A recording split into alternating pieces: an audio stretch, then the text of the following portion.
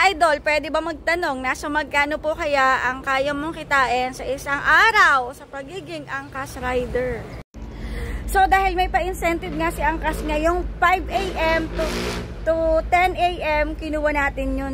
300 pesos para sa 12 rides. Sige, papakita ko na lang sa inyo. So, ayan guys, kayo na po ang bahala. Ayan. So, kinaya naman siya ng 13 trips. Actually guys, ang talagang daily lang natin dyan, eto. Wait lang, paano ko ba? So, ang today's earning natin is 811. Ayan. So, dahil ipa-plus natin yung incentive na nakuha natin ng 5 AM to 10 AM, meron pa tayong additional na 300. So, 811 plus 300. Do the math. Meron pa yan yung mga tips.